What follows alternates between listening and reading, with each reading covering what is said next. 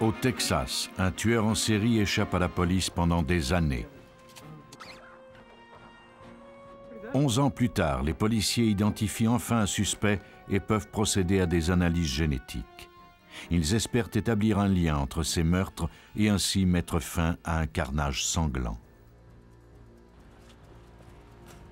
À Sacramento, en Californie, l'enquête à propos d'une disparition mène les détectives à un cimetière clandestin près d'une pension de famille. Un pauvre vagabond devient alors le centre d'une enquête sur une série de meurtres. Les détectives arriveront-ils à voir le vrai visage de la meurtrière derrière son masque bienveillant? Les détectives qui enquêtent sur des homicides savent que les choses ne sont pas toujours ce qu'elles semblent être à première vue. Des indices anodins permettent parfois aux policiers de retrouver ceux qui ont l'obsession de tuer.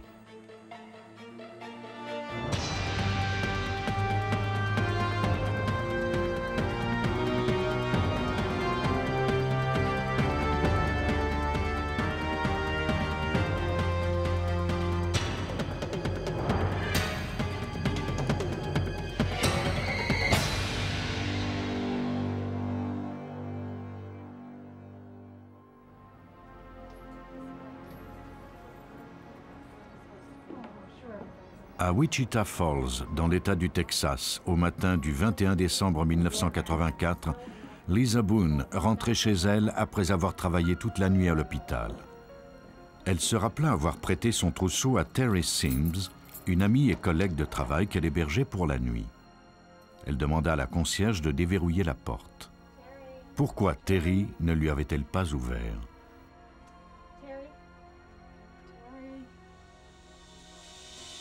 Une fois à l'intérieur, les deux femmes trouvèrent l'appartement saccagé. Elles appelèrent Terry, mais n'obtinrent pas de réponse.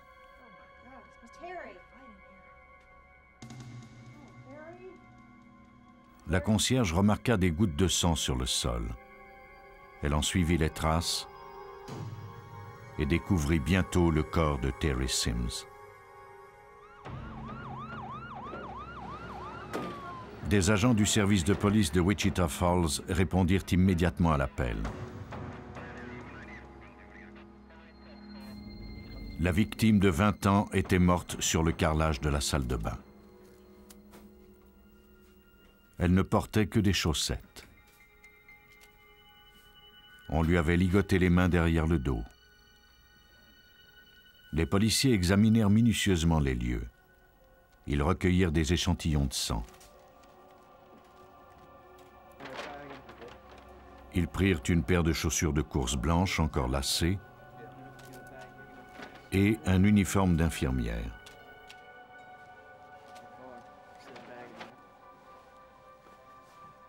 Ils emmenèrent également le couvre-lit taché de sang et les draps.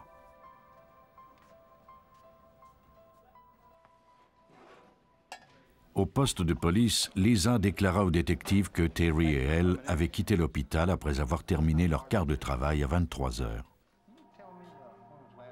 Lisa étudiait à temps partiel à l'université du Midwest et avait un examen le lendemain. Terry devait passer la nuit chez Lisa et l'aider à étudier le lendemain matin. Mais l'hôpital était à court de personnel pour la nuit et Lisa avait accepté de faire un quart de travail supplémentaire. Elle avait déposé Terry à son appartement vers minuit et demi, lui avait laissé son trousseau de clés, puis était retournée travailler. Elle était rentrée à la maison vers 7 heures du matin et avait frappé à la porte. Elle n'avait aucune idée de l'identité du meurtrier de son ami. On procéda à une autopsie du corps de la victime. Sa mort avait été causée par de multiples coups de couteau à la poitrine et au dos.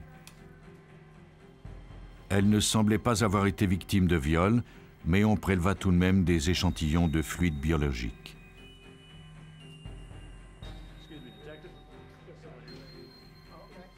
La plupart des victimes d'homicide connaissent leur meurtrier. Les détectives de Wichita Falls interrogèrent les membres de la famille de Terry Sims et ses amis. Ils centrèrent bientôt leur attention sur son ex-petite amie, qui nia catégoriquement être impliquée dans ce meurtre. Les détectives avaient peu d'indices, mais ils disposaient d'un nouvel outil judiciaire. En 1984, les analyses génétiques en étaient à leur début. Il était déjà possible d'établir des liens entre meurtriers et victimes, à condition de disposer de grandes quantités de fluides biologiques. Les policiers espéraient que les échantillons recueillis dans le cas de Terry Sims leur permettraient d'identifier celui qui l'avait poignardé. Ils les envoyèrent au laboratoire Gene Screen de Dallas. Leurs espoirs s'écroulèrent rapidement. Il n'y avait pas assez de matière génétique pour procéder à des analyses. L'enquête ne pouvait plus progresser.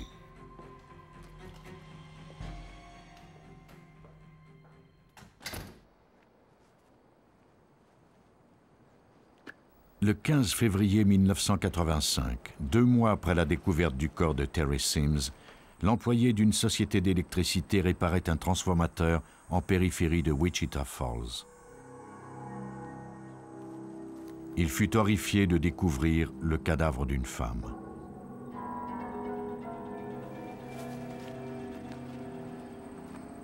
Il appela le service d'urgence. Des agents du bureau du shérif de Archer County furent dépêchés sur les lieux. Le corps de la victime était dissimulé dans un boisé. Tout près du corps, les agents recueillirent une veste de cuir, un uniforme d'infirmière taché de sang et une paire de chaussures de course dont les lacets étaient encore attachés.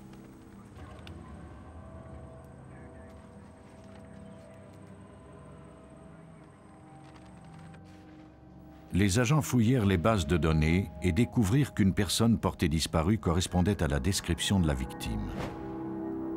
L'autopsie confirma qu'il s'agissait d'une certaine Toni Gibbs, une infirmière de 23 ans de Wichita Falls, dont le frère avait signalé la disparition 1 mois plus tôt. Le médecin légiste constata qu'elle était morte des suites de coups de couteau à la poitrine et à l'abdomen. Des échantillons furent recueillis à même le corps de la victime. Les détectives de Archer County dressèrent une liste de suspects, mais ils tournèrent rapidement leur attention vers un homme du nom de Danny Wayne Laughlin. C'était la dernière personne à avoir vu Toni Gibbs en vie. Moins d'1 an plus tôt, il avait été soupçonné de viol et gardé à vue pendant quelque temps à Kansas City, au Missouri. Laughlin nia avoir tué Toni Gibbs, mais il échoua à 3 reprises le test du polygraphe. À la demande des détectives, il accepta de fournir des échantillons de sang et de cheveux afin qu'on puisse en extraire l'ADN. Les résultats ne furent pas concluants, mais les policiers avaient l'intuition qu'il était l'homme qu'ils recherchaient. Laughlin fut accusé du meurtre de Gibbs et eut droit à un procès. Le jury ne parvint pas à un verdict unanime et le procès avorta. Laughlin ne fut jamais cité à comparaître à nouveau. L'enquête à propos de l'homicide de Gibbs n'était toujours pas résolue. Le 10 octobre 1985, un employé tondait la pelouse le long d'une route de Wichita County.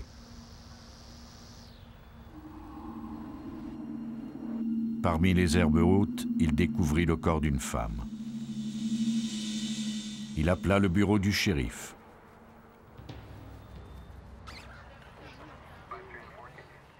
Des agents se rendirent sur les lieux et constatèrent la présence d'un cadavre. La femme était nue, à l'exception d'une chaussette. Il n'y avait aucun indice sur son identité.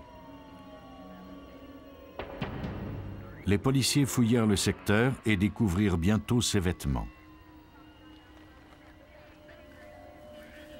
Il y avait également une paire de chaussures de course encore lacées.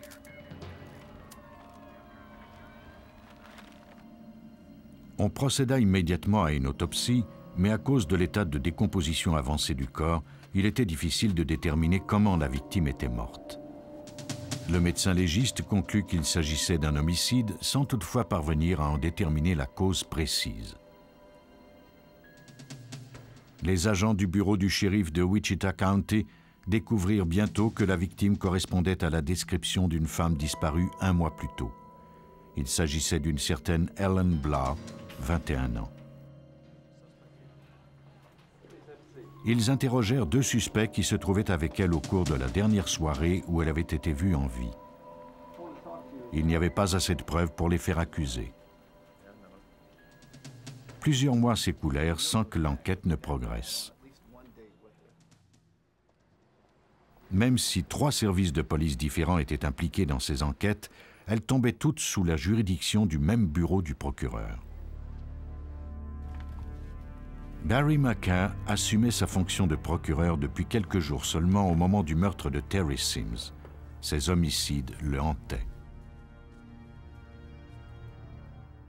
La terreur absolue qu'elles ont dû ressentir dans les dernières minutes de leur vie me poussait à découvrir l'individu qui les avait tuées.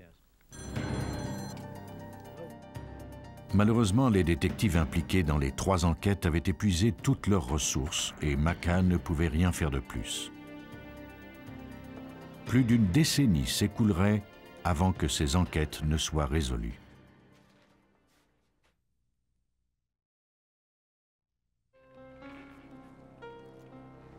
Au Texas, en 1996, plus de 11 ans s'étaient écoulés depuis les meurtres de Terry Sims, Tony Gibbs et Ellen Blau.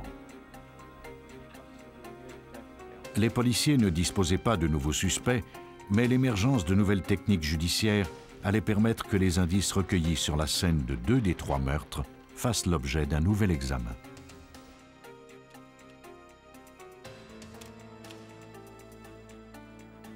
Ces indices furent envoyés à Glenn Yunash, expert en empreintes digitales au laboratoire de la sécurité publique du Texas à Austin. Sur une des chaussures recueillies sur la scène du meurtre de Terry Sims, il découvrit une empreinte partielle qui n'avait pas été décelée auparavant. L'empreinte ne provenait pas de la victime. Elle n'était cependant pas assez nette pour permettre de procéder à une identification. Sous l'action de la lumière, le sang s'oxyde et devient plus foncé. Yunash espérait améliorer la définition de l'empreinte grâce à un éclairage laser. Mais cela ne fonctionna pas. Il ne lui restait plus qu'une possibilité, la plus risquée, celle d'utiliser une teinture spéciale. Cette technique pouvait détruire complètement l'indice.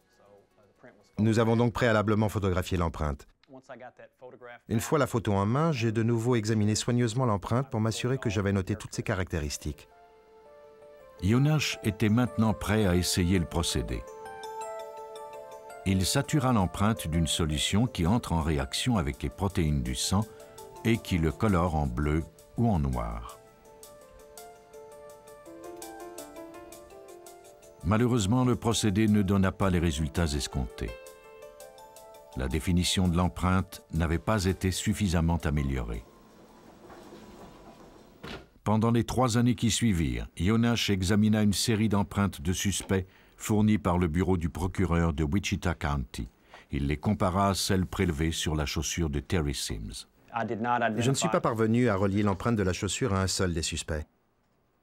Je leur ai dit qu'il s'agissait de l'empreinte partielle de la seconde ou de la 3e articulation, ou d'un autre segment de la paume. Ils m'ont alors envoyé des empreintes de paume de main, et j'ai à nouveau effectué les comparaisons, mais je n'ai pas obtenu de résultats concluants. Pendant ce temps, au laboratoire GeneScreen de Dallas, on procédait à des analyses génétiques d'échantillons provenant des cas Sims et Gibbs. Grâce à une nouvelle technique, la réaction en chaîne de polymérisation, l'experte Judy Floyd espérait obtenir des résultats. Les conditions étaient moins rigoureuses. Cela nous a permis d'utiliser un échantillon plutôt vieux et dégradé et d'obtenir le profil génétique du tueur.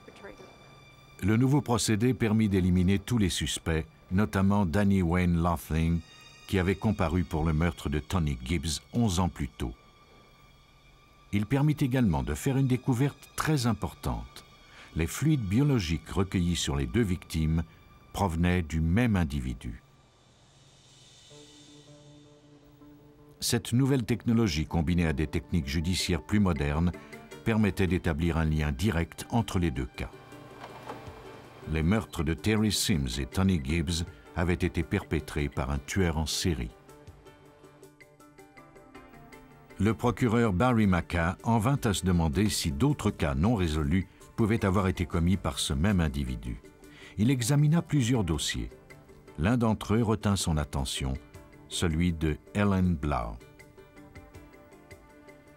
Les circonstances entourant le meurtre de la jeune femme étaient identiques à celles de Sims et de Gibbs.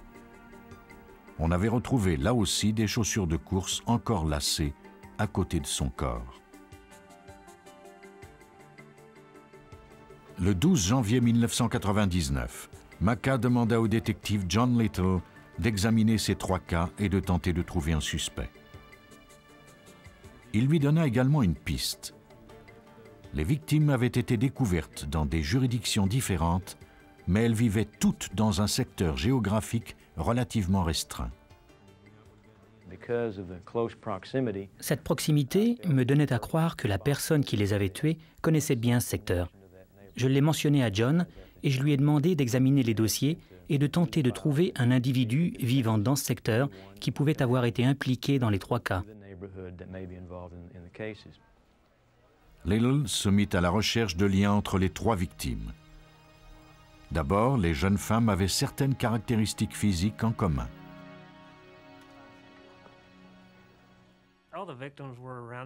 Elles avaient toutes à peu près le même âge et la même stature. Elles mesuraient environ 1,50 m et pesaient moins de 55 kg.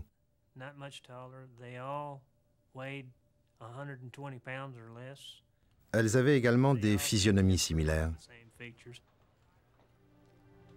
Ces constantes pouvaient signifier que les 3 victimes avaient été tuées par la même personne. Le détective remarqua alors le nom d'un homme dans le dossier de Ellen Blau, Farian Wardrip. Wardrip purgeait une peine d'emprisonnement pour meurtre en 1986. Il avait alors déclaré connaître Blau. Les policiers n'avaient pas établi de lien à l'époque. Little se demandait si cette information pouvait avoir une quelconque valeur. Il apprit que Wardrip avait déjà travaillé comme garçon de salle au même hôpital que Tony Gibbs. De plus, des documents indiquaient qu'il avait quitté son emploi seulement 4 jours après le meurtre de la première victime, Terry Sims. En poursuivant leurs recherches, les enquêteurs découvrirent de nouveaux liens entre Wardrip et les 3 jeunes femmes. Il vivait dans l'appartement juste au-dessous de celui de Ellen Blau. Cet appartement se trouvait à seulement 2 pâtés de maison de l'immeuble où Terry Sims avait été assassiné.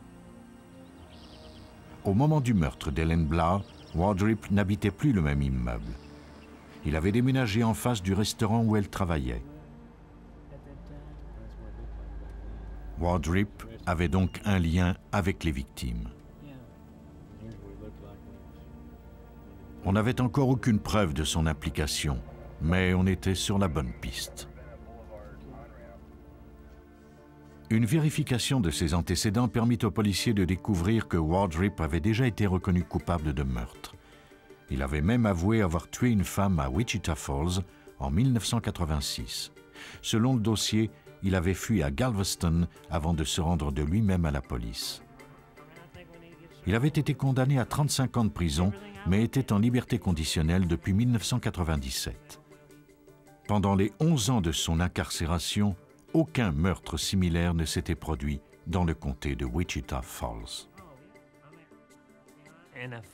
Je savais que je disposais d'un suspect très important. Mais le seul moyen de vérifier s'il était impliqué dans ces meurtres était d'obtenir son ADN.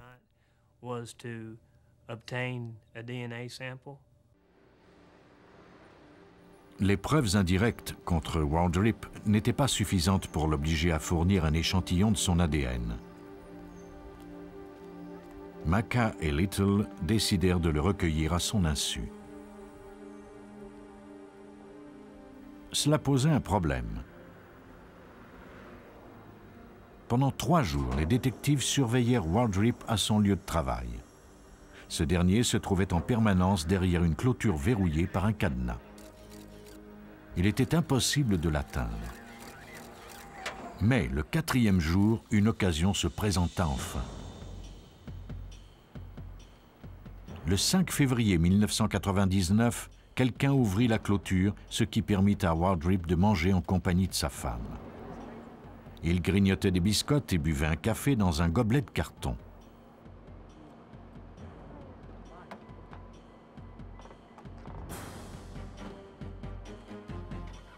Il jeta son gobelet dans la poubelle juste à côté de la porte de la cour. C'était l'occasion que les détectives attendaient. Un des agents s'approcha de Wardrip et lui demanda s'il pouvait utiliser son gobelet comme cendrier. Wardrip n'y voyait aucune objection. Tout indice obtenu par les détectives grâce à ce gobelet serait recevable en cours. L'agent récupéra le gobelet du suspect. Il ne restait plus qu'à en extraire l'ADN.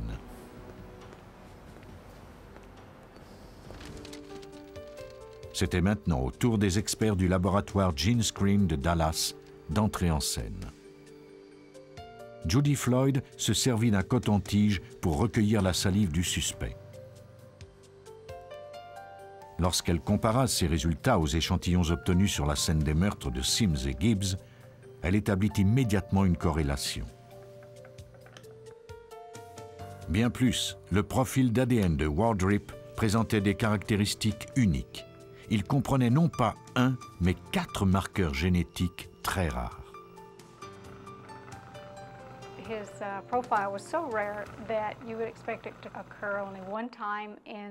C'était un profil si rare qu'il nous a permis de prouver hors de tout doute que seul cet individu avait été impliqué dans les meurtres de Terry Sims et de Tony Gibbs. Les enquêteurs ne s'arrêtèrent pas là. Au laboratoire du service de la sécurité publique du Texas, Glenn Yunash compara les empreintes de Wardrip à l'empreinte partielle recueillie sur la chaussure de Terry Sims. Elles étaient identiques. En plus de prouver son implication, cette empreinte recelait des informations importantes. Cela m'indiquait de quelle façon le suspect avait tenu la chaussure quand il y avait laissé son empreinte. Il était en train de la tenir ainsi et de la retirer du pied de la victime.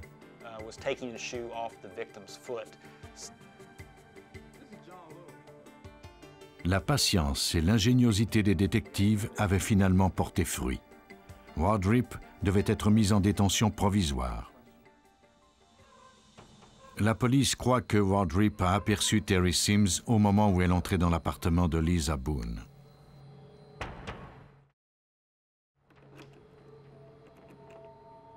Il a forcé la serrure, lui a ligoté les mains derrière le dos, l'a violée, puis tué.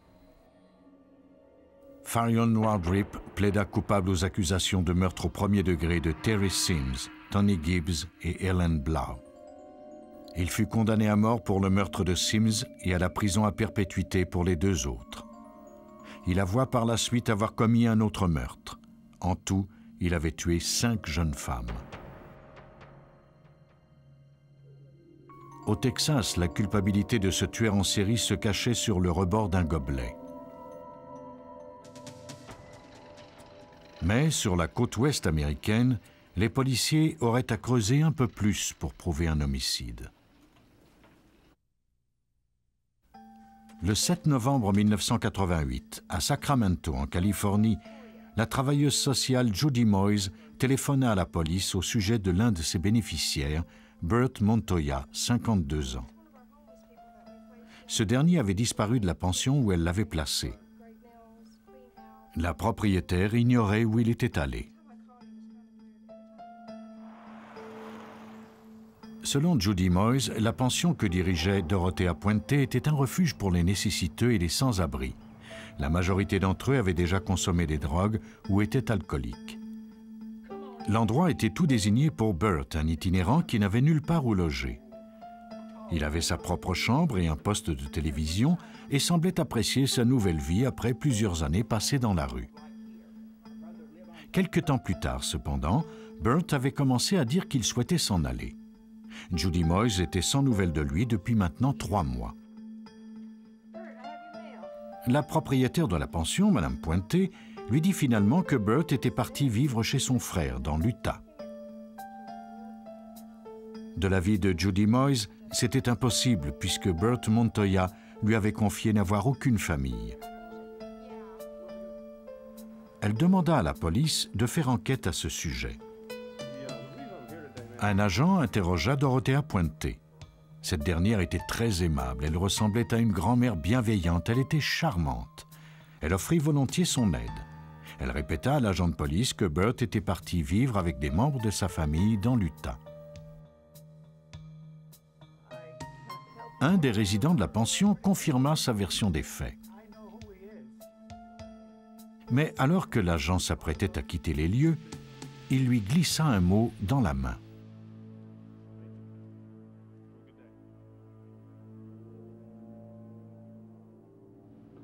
Il désirait lui parler seul à seul.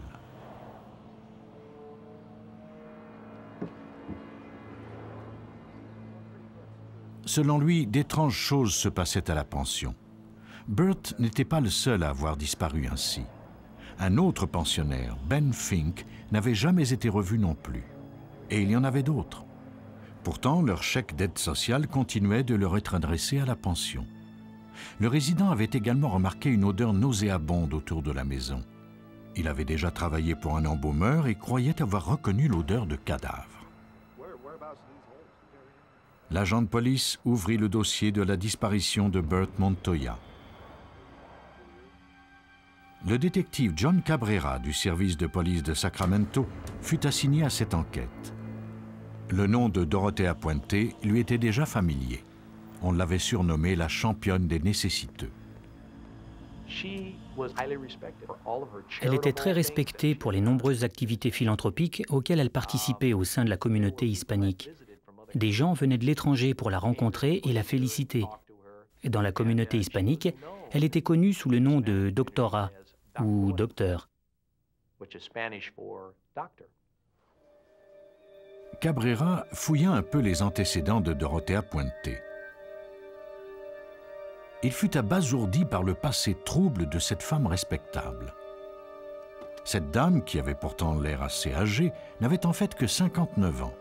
Elle avait un dossier criminel et avait la réputation de s'en prendre aux gens du troisième âge.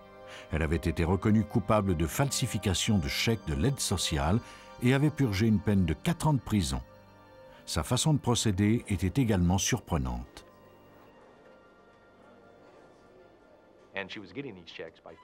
Elle versait des tranquillisants dans les verres de ces individus. Une fois endormis, elle leur volait leurs chèques et l'endossait à leur place. La libération de Dorothea Puente était conditionnelle à ce qu'elle ne tienne plus de pension. 4 jours après que Bert Montoya eut été porté disparu, les détectives rencontrèrent Judy Moyes pour obtenir le plus d'informations possible au sujet de la pension.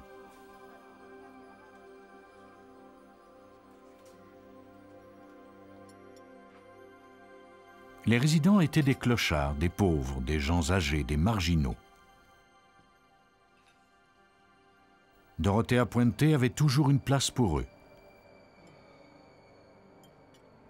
Elle avait la réputation de traiter ses pensionnaires comme s'ils avaient été sa propre famille. Des collègues de Judy Moyes avaient également remarqué que certains de leurs clients disparaissaient et que personne n'entendait plus jamais parler d'eux. Bert Montoya était le dernier.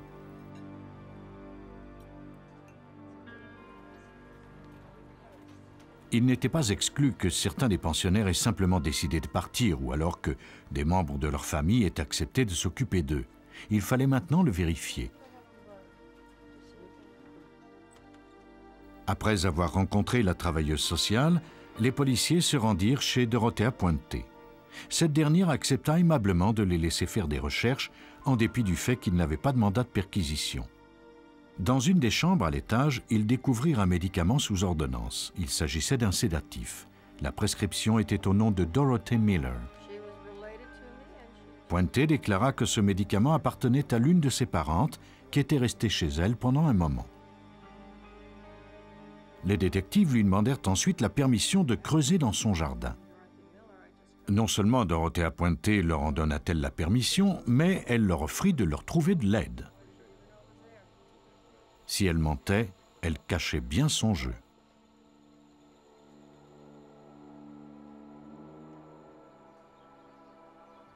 Les détectives déclinèrent son offre et commencèrent à creuser par eux-mêmes.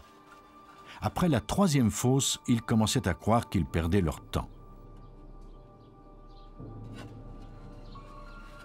Mais dans la quatrième, ils remarquèrent de la chaux. On l'utilise parfois pour masquer les mauvaises odeurs et accélérer le processus de décomposition. Ils décidèrent de continuer à creuser. À leur grande surprise, ils découvrirent bientôt ce qui semblait être un tibia humain. Des représentants du bureau du coroner et une équipe de la section des homicides furent dépêchés sur les lieux. Puente accepta d'accompagner les agents au poste de police pour y faire une déposition. Elle avait l'air de vouloir coopérer. Elle semblait même très ébranlée par la découverte d'ossements dans son jardin. Elle déclara qu'elle ne vivait là que depuis un peu plus d'1 an. Peut-être le propriétaire précédent pourrait-il expliquer la présence de cadavres dans le jardin. Mais le passé criminel de Puente ne pouvait pas être ignoré. Les détectives lui demandèrent sans détour si elle avait tué le pensionnaire Bert Montoya. Dorothea le nia et conserva son flegme. Pour le moment, rien ne prouvait qu'il y avait eu homicide. Les policiers la raccompagnèrent chez elle. Le lendemain, l'équipe de recherche poursuivit son travail à la pension. La présence de policiers et du matériel d'excavation attira bientôt les curieux et les journalistes qui se massèrent devant la résidence. Vers 9h45, Dorothea Puente demanda la permission de se rendre au café du coin de la rue. Comme elle se montrait coopérative depuis le début et que les détectives n'avaient aucune preuve de sa culpabilité, ils lui en donnèrent l'autorisation. Vers 10h, des experts avaient découvert un second corps enveloppé dans une bâche et enterré sous un bloc de ciment. À en juger par l'état de la bâche, le corps se trouvait là depuis peu. Un agent de police fut dépêché au café pour aller y chercher Dorothea Puente.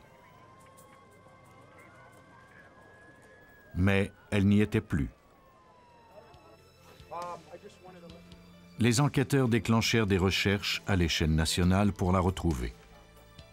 Dorothea Puente était maintenant recherchée sur présomption de meurtre. À la pension, les experts continuaient à creuser.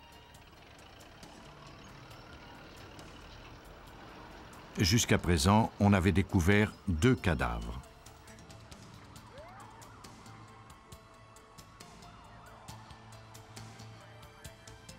Comme plusieurs résidents avaient présumément disparu, les autorités craignaient que le jardin de Dorothea Puente ne recèle d'autres horribles secrets. Le bloc de ciment qui se trouvait au-dessus du second cadavre ne semblait pas à sa place. Pas plus d'ailleurs que les cabanons, les autres blocs ou les bacs à fleurs.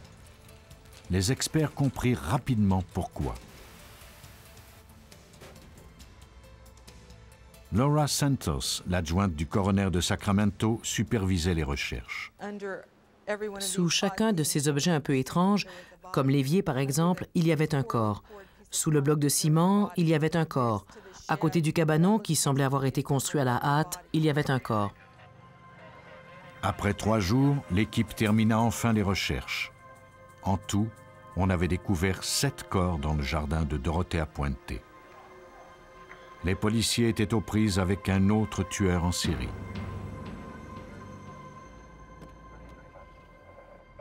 Il était incroyable que 7 personnes aient été enterrées ici, sous le nez des voisins, et que personne n'ait rien vu. Les détectives décidèrent d'interroger les résidents du quartier. Aucun d'entre eux n'avait quoi que ce soit de négatif à dire au sujet de Dorothea Puente.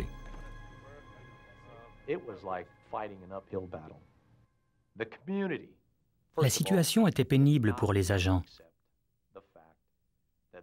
La population refusait d'admettre que cette petite dame aux cheveux blancs, qui était aimée et qui aidait les démunis, ait quelque chose à voir avec le fait que ces corps étaient enterrés dans son jardin.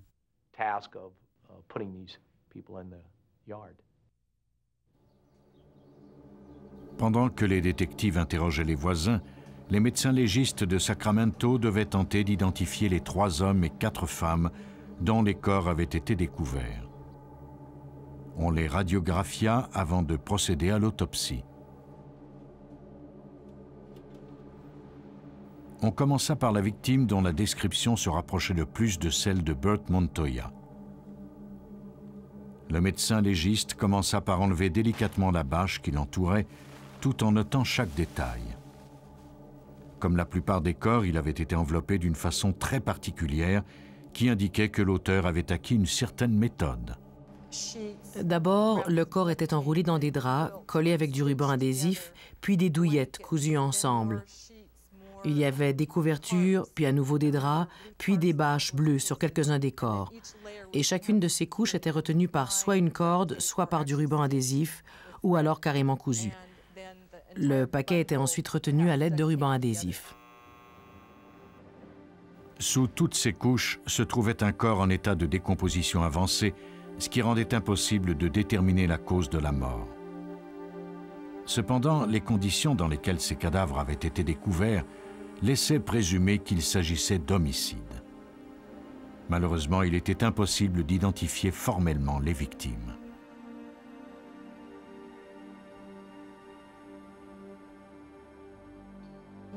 En général, on identifie les individus par leurs empreintes, sinon par leur dentition.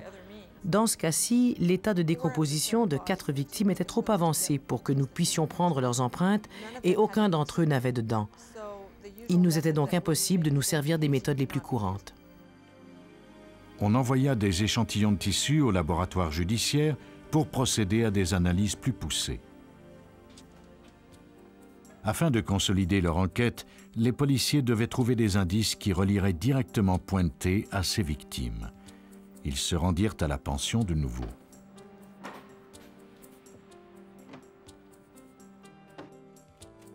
Ils découvrirent de la corde, du ruban adhésif et une boîte de café sur laquelle était inscrit le mot « lessive ». Les agents recueillirent des dizaines de flacons de Dalman, un sédatif. Ce fait n'était pas inusité si l'on considérait que la pension hébergeait principalement des personnes âgées.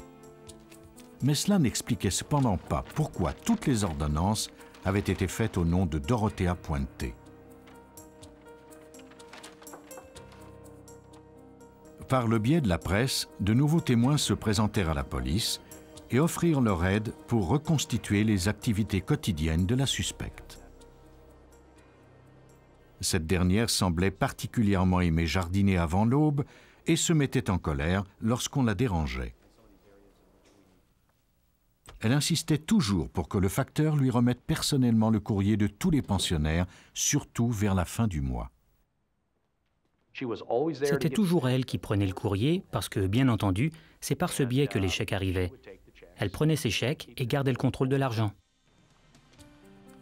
Étonnamment, aucun des pensionnaires n'avait jamais remis ce contrôle en question.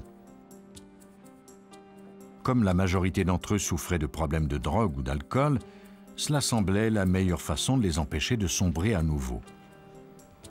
En persuadant ces pensionnaires de l'autoriser à signer leurs chèques, Dorothea Puente était certaine de pouvoir toucher leur argent, même si ces pensionnaires disparaissaient. La police découvrit qu'elle touchait personnellement 10 à 12 chèques de l'aide sociale tous les mois, des chèques adressés parfois à des personnes qui ne résidaient plus à la pension depuis plusieurs années. Le 16 novembre, une semaine après sa disparition, les détectives eurent une nouvelle piste. Dorothea avait été vue dans un motel de Los Angeles. Un homme âgé avait appelé la police. Il avait eu une conversation avec elle à propos de son régime de pension. Il l'avait reconnue en apercevant sa photo à la télévision. Elle voulait avoir des informations comme le montant qu'il touchait. Peut-être pouvait-il toucher plus. Et bien sûr, il était méfiant. Mais elle lui a dit qu'il pourrait sûrement obtenir une augmentation. La fugitive était incapable de résister à l'attrait de l'argent. Mais sa cupidité finit par lui coûter très cher. Dorothea Puente fut mise en détention provisoire.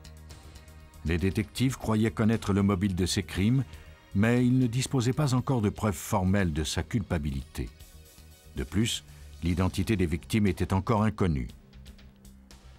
On fit appel à un expert en empreintes digitales. Ce dernier compara les empreintes de 3 des victimes grâce à la base de données de la police. L'un d'entre eux était bien Burt Montoya.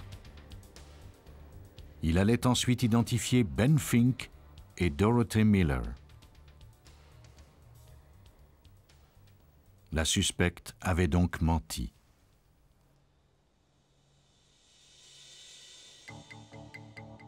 Mais 4 des victimes n'avaient toujours pas de nom. Avec la collaboration de l'aide sociale, les détectives dressèrent une liste des 60 personnes qui avaient reçu des chèques de sécurité sociale à la pension de Dorothea Puente. Ils tentèrent de retracer chacun de ces individus. La majorité d'entre eux étaient toujours en vie. Ils avaient quitté la pension pour toutes sortes de raisons. Toutefois, il était impossible de retracer certains de ces bénéficiaires. Les détectives réquisitionnèrent leurs dossiers médicaux. Ils les envoyèrent au bureau du coroner de Sacramento. Les médecins légistes comparèrent les radiographies des victimes aux informations contenues dans le dossier des personnes disparues. Leur but, retrouver le maximum de caractéristiques uniques pour les identifier.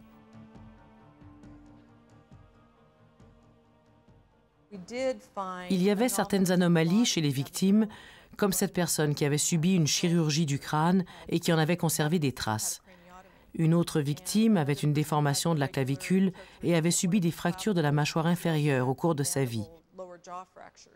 En utilisant ces informations, nous avons pu faire des comparaisons avec les dossiers médicaux que nous avions obtenus grâce à la liste de l'aide sociale. Toutes les victimes furent finalement identifiées, mais il manquait toujours une information cruciale à la police: la cause de leur mort. En novembre 1988, les détectives enquêtant sur les meurtres de 7 pensionnaires d'une résidence de Sacramento firent appel au service du toxicologue William Phillips du ministère de la Justice californien. Ils espéraient que Phillips parviendrait à déterminer si les victimes avaient été empoisonnées ou droguées. Ce dernier procéda à une analyse radio-immunologique des échantillons de tissu des 7 victimes. Cette analyse permet de déceler plusieurs types de drogues. Les résultats démontrèrent que tous les échantillons contenaient du flurazépam, l'ingrédient actif du Dalman, le médicament découvert dans la pension de Dorothea Puente.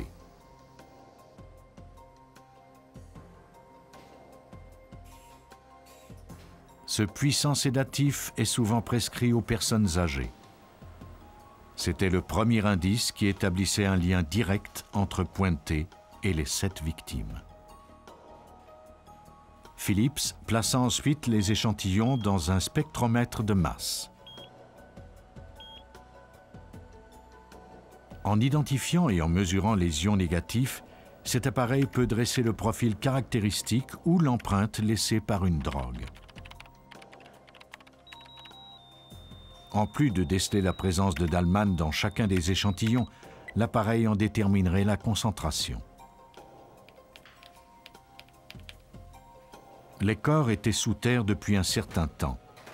Les concentrations actuelles de médicaments n'indiquaient donc pas nécessairement les quantités au moment de la mort.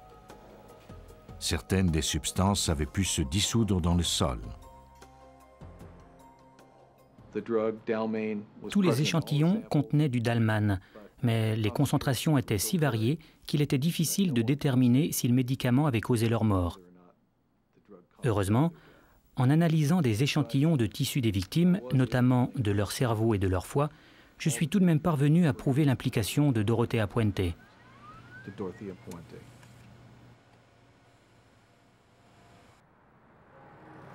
Il y avait maintenant assez de preuves pour faire accuser Dorothea Puente des meurtres de 7 de ses pensionnaires. La suspecte les manipulait pour obtenir le contrôle de leur argent.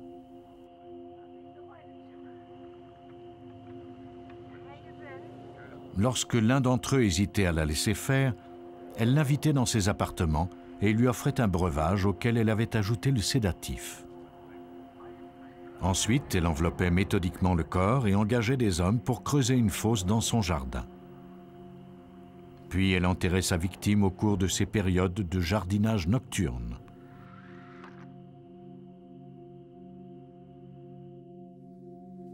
Le 15 août 1993, Dorothea Puente fut trouvée coupable de 2 meurtres au premier degré et d'1 meurtre au second degré. Dans les 4 autres cas, le jury ne parvint pas à rendre de verdict. Elle fut condamnée à la prison à vie, sans possibilité de libération conditionnelle.